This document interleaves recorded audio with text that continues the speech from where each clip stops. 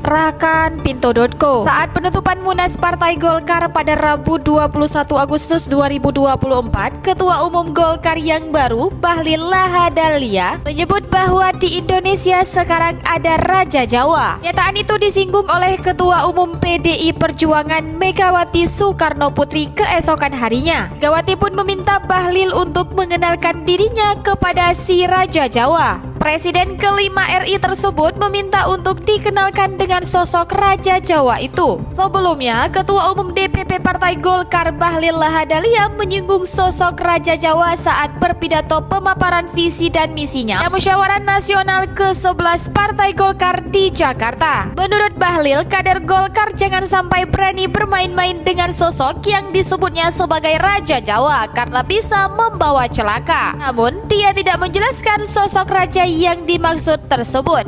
Mau tahu berita terupdate tentang Aceh? Baca berita selengkapnya di pinto.co.